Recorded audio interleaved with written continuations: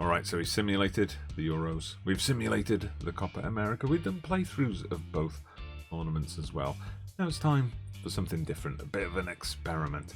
I want to see what would happen if the Copa America and the Euros were combined to a Copa Euro America. If we got all those teams together and put them in one tournament, who would come out on top?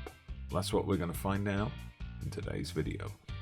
So before we get into this experiment, just a reminder that this is your one-stop shop for all things international management on Football Manager.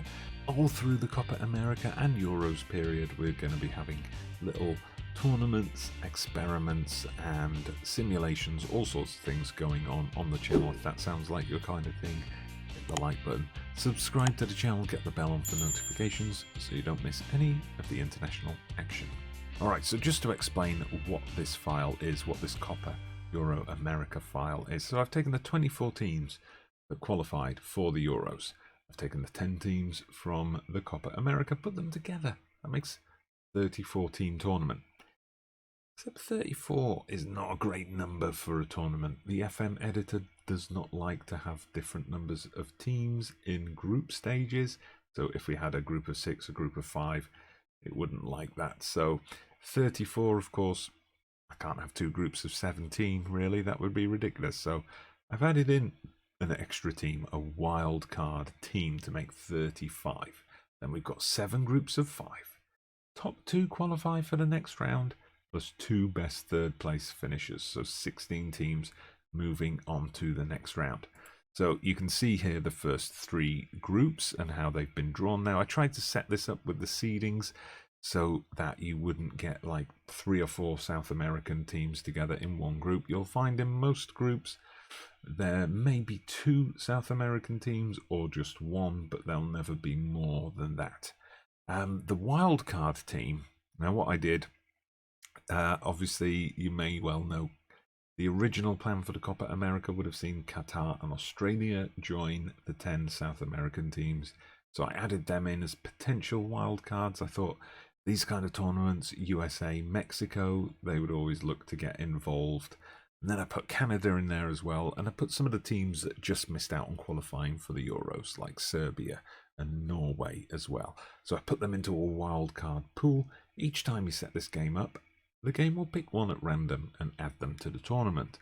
Now, I've set the tournament up here, and this is the group draw, as we can see. So Group A, Colombia, Italy, North Macedonia, Russia, and Sweden. So only 1 South American team there. Group B, Belgium and Brazil together. Oh, then we get Czech Republic, Ecuador, Wales. I think those 3 teams will be hoping they can be one of the best third place finishers. Group C, we've got Austria, Croatia, Paraguay, Peru, and Spain. So 2 South American teams in that one as well. Group D. Now remember, these aren't fixed draws. When you load up the game, if you download the file, links in the description, by the way, you will probably get a different group draw. So Group D, Argentina, Finland, Holland, Portugal. Argentina, Holland, and Portugal in the same group. Oh, Slovakia as well. Group E, we've got Bolivia, France, Switzerland, Turkey, Venezuela. Group F, Chile, Denmark, Poland, Scotland, and Ukraine. And down in Group G, England and Germany together. Uruguay in there as well. Hungary, and our wildcard team of Qatar. Who do you think's going to win? Quickly drop your prediction in the comments and then come back and see whether or not you were right. Well, I've holidayed through to the end of the group stage, and we've got our first couple of major shocks. Group A, Italy, finishing a rock bottom of the group, behind, well, everyone. Obviously, Colombia going through in first, North Macedonia second, beating Russia on head-to-head results. Quite amazing. Colombia and North Macedonia qualifying from Group A. Well, something else of a shock here in Group B. I mean, Brazil going through in first, but Wales pipping Belgium to second. Belgium having to rely on being one of the best third place finishers to advance to the next round. Czech Republic and Ecuador go home without a win.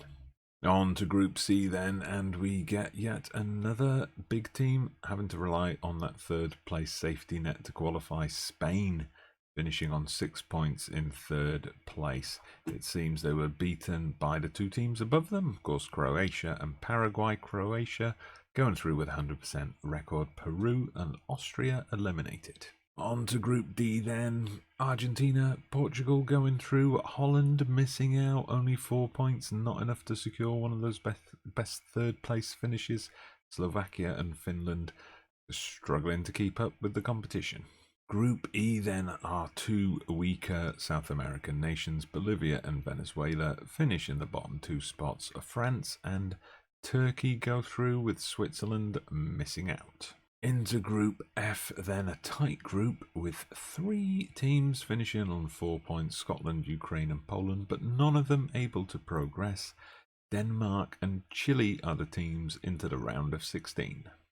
Group G, well, Germany and England had, well, they started the whole thing off with a 2-2 draw and then won their remaining games. Germany pipping England to first place on goal difference. Uruguay, a surprise early exit perhaps, although unlucky. They were also on 6 points, much like Spain and Belgium, but the goal difference wasn't enough to get them through. Hungary and wildcard Qatar go home. And this is what our second round draw looks like. So out of the South American teams, we've got 4 of them left. 5 of them left, sorry. We've got Chile, Brazil, Paraguay, Colombia, Argentina. Paraguay and Colombia playing each other, so guaranteeing some representation for South America in the quarterfinals. Turkey, Portugal, interesting game. Germany, Argentina, oh, one of the biggest games in world football. Got Denmark, Wales, Paraguay, Colombia, Brazil and Spain. Wow, the two biggest teams in South America getting 2 of the biggest teams from Europe. North Macedonia, Chile. That's not a match you get to see every day. England, France, another biggie. Croatia, Belgium. Some tasty games coming up. Alright, so the second round has been played now, and here are the results. Portugal beating Turkey 1-0. You see all the venues here, they're mixed between the UK and Brazil, as the Euro finals are going to be in England. Copa America's in Brazil. I just picked them as co-hosts, so you will see teams jumping around. Be a bit of travel time involved. Sorry about that. Germany knocking out Argentina, a 2-0 win if we take a closer look at that. Oh, typical stuff from Argentina. Lots of bookings, but not much creativity going on in front of goal. Naby and Werner getting the goals that send them home. All right, Denmark knocking out Wales. Colombia getting through with a big win over Paraguay. Brazil going to penalties to beat Spain. So it was 2-2 in normal time. Both teams had the lead at some point, but then Suso missing his penalty for Spain. Brazil going through at their expense. Oh, and would you look at that? North Macedonia get through as well. They had a 2-2 draw with Chile. They took the lead twice. 1-0 up at half-time, 2-1 up, but immediately pegged back to 2-2. But then they were just able to hold their nerve in a mammoth penalty shootout. Okay, I think that one was 10 penalties apiece. So Macedonia eventually going through 9-8 on spot kicks. So then we get another big result. England beating France 3-1, going behind to a Pogba goal, but Kane, Mount and Oxlade-Chamberlain, not a name you see in the England squad too much these days, but those 3 getting the goals. And in the final game, Croatia beat Belgium 3-2, so that sets up our quarterfinals. North Macedonia, England, Denmark, Portugal, Germany, Brazil. Germany are getting the big games here. Croatia, Colombia. Okay, so quarterfinals have been played. North Macedonia, England, taking place at the Maracana in Rio. What a fantastic random combination. England winning through 2-1, Henderson and Rashford scoring either side of Elmas's goal. Got to say, looking at the stats, that England were good for it. And a huge game here. Denmark 3, Portugal 4 going into extra time. Ronaldo getting a brace, Neves also getting a brace, Skov getting a brace, Dolberg scoring late on, but not enough for the Danes. Commendable performance from them in getting to the quarterfinals of this big tournament, but their time is up. Then Germany losing a penalty shootout. Wow. To Brazil. So it was Nabi and Coutinho, but Kroos missed, Halstenberg missed.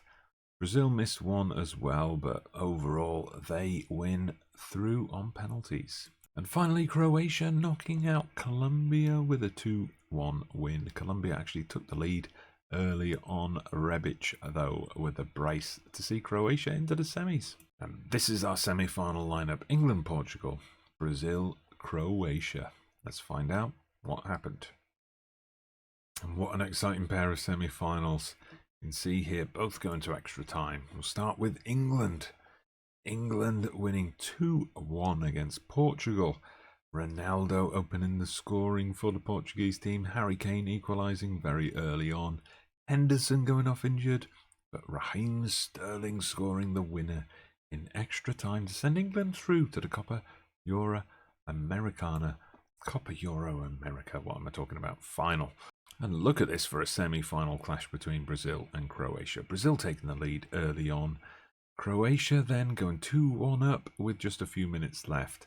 Brazil, just as we saw in my Copa America simulations on a couple of occasions, scoring in stoppage time to make it 2-2 and force that extra time period. But then Croatia taking the lead again, Brazil equalising again, but then Croatia just hitting the home straight, running away with it to win 5-3 and set up a final with England. So we're going to look at the goals for this one. Now you can see the score in the corner already, but there we go. Sterling opening the scoring for England, set up by Rashford. Then we've got Mount playing in Sterling for a free kick to put England 2-1 up. And late in the game, Croatia with a glimmer of hope as they pull it back to 2-1. Pasalic, but that wasn't enough. England held their nerve for the 2-1 win. Croatia also had a goal disallowed. Pretty even game. We know these two teams will face each other in the group stage at the Euros. Potentially they'll meet later in the knockout rounds, but here they are in the Copa Euro Americana. Or America. I should have just called it the Copa Euro Americana. It's the Copa Euro America. So they are the finalists. England win. Croatia runners up. Brazil and Portugal the semi-finalists. I didn't add a third place playoff, although Brazil-Portugal would have been a bloody good game. And just think about that. My Euro simulations, England came out as the most impressive team. My Copa America simulations, Brazil came out as the most impressive team. And here we have England winning the Copa Euro America and Brazil reaching the semi-finals. So there's got to be something in that. I will later on in the week, just as a reminder, be doing an experiment where I send England to the Copa America in place of Brazil. I send Brazil to the Euros in place of England. And we just see what happens. If that's something that sounds interesting to you, well, make sure you hit that like button, subscribe to the channel, get the bell on for notifications. I'll certainly look forward to hearing from you in the comments section, both for this video and the future videos as well. But for now, I'm Dodgy Gamer. Thank you very much for watching, and I'll see you again soon.